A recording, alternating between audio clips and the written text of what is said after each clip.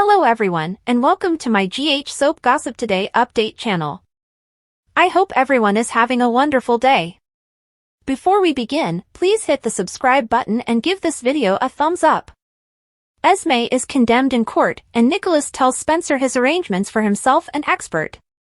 Christina drops by her father's office to see him. They embrace, and he calls her timing great. He considers what he owes the visit to. She needed to beware of him given he's had a ton continuing and to ensure he's okay. He tells her that he's fine, yet she can see he's not okay, and this is precisely where she should be. Sunny says she has quite possibly of the greatest heart he knows, however demands he's fine. He's experienced a great deal and it's difficult to hold him down. Christina concurs, calling him her stone, yet is concerned he could go to jail for beating Cyrus. Sunny recalls his discussion with Dex about Cyrus, and lets Christina know that he won't jail since he has a family that needs him. Sunny says he's experienced a ton more regrettable and has made do. Christina knows, however she's still childishly stressed that he won't be here when she really wants him. Sunny says he will be here close by consistently, however she has to know she's sufficiently able to get things done all alone. Christina concedes not even once would she have figured she could be a proxy for Molly and TJ, however he's aided her find trust in herself at long last. Sunny tells her that Alexis merits some recognition as well, and never question that she has faith in her. Christina acknowledges he and her mother have been talking, and Sunny makes sense of Alexis has recently been stressed over her and Molly. Christina actually provides her father with a major piece of the credit, and she respects the set of principles he lives by. She says she saw it develop further from his involvement with Nixon Falls, and she credited that to Nina, yet surmises she was off base. She says she preferred Nina so much, yet she was so malignant in pursuing Carly. Eventually, Nina got nothing she needed and it cost her beginning and end. Sunny glimmers to pounding Cyrus and requesting Dex to kill Cyrus. Sunny lets Christina know that occasionally individuals are dazed by their own agony. Christina says she gets that, she's the sovereign of suddenly erupting. Nina couldn't see the correct way, yet he generally has his eyes open. Cyrus is delighted to see Nina, however she's unsettled to see him. She attacks him for lying about being a minister and obliterating her marriage and relationship with her little girl.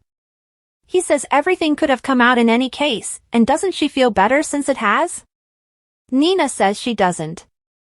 He says reality damages, and presently the recuperating system can start.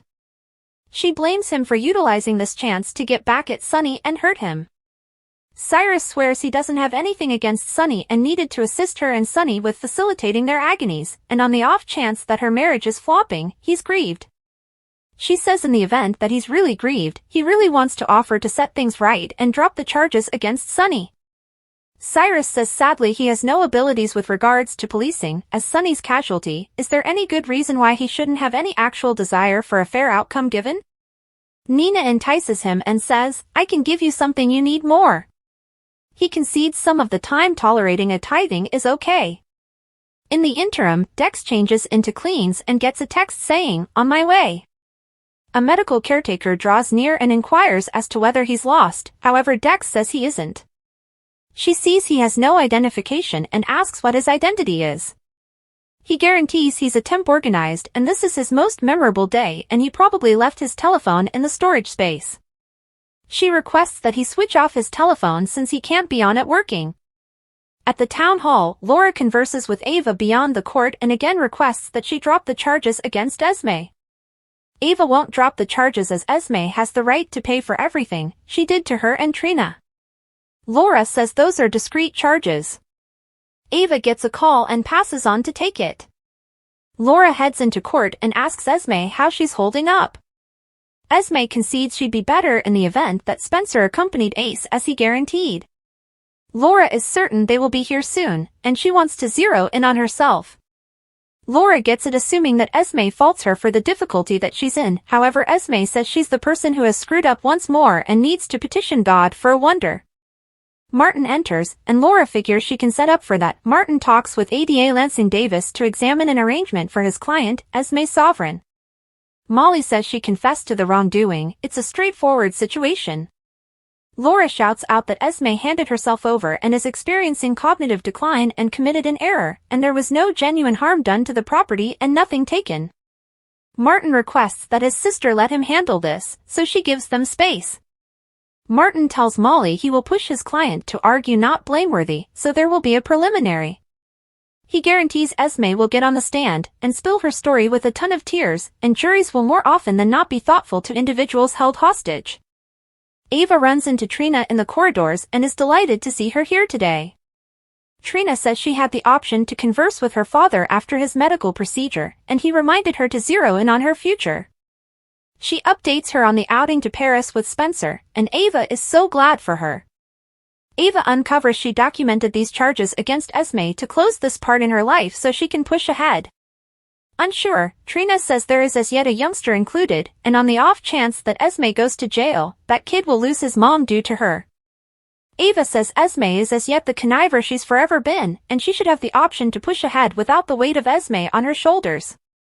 They hear court called into meeting and rush in court. Esme is asked the way in which she argues.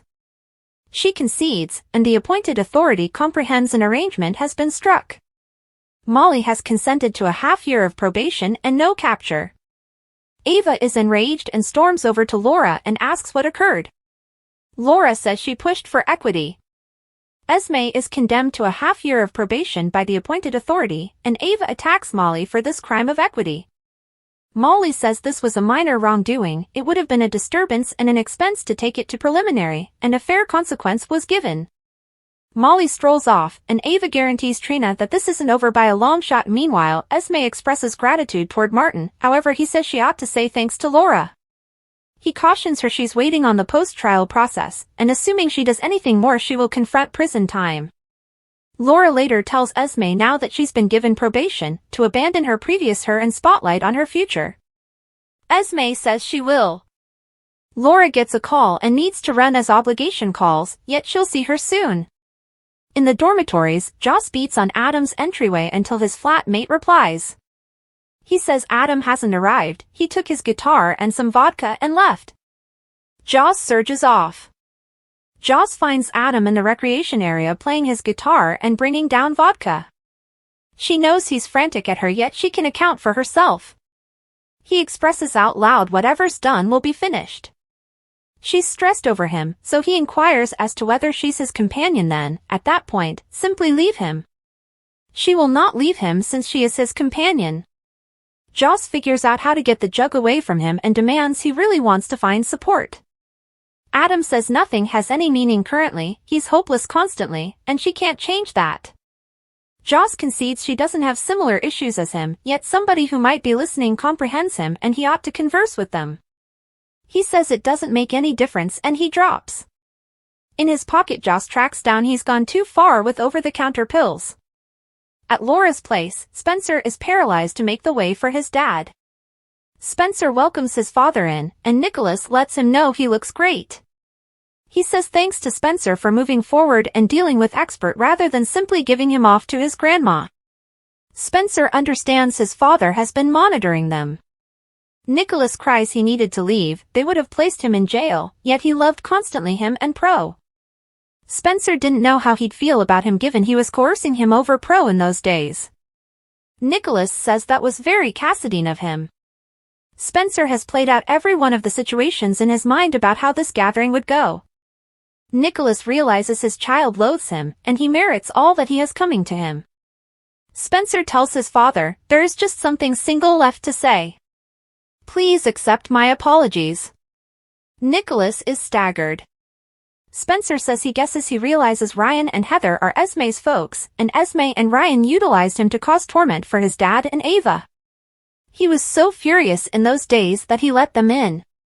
Nikolas says he was the person who gave Esme and Ryan this opening, and he's the person who demolished his marriage by laying down with Esme.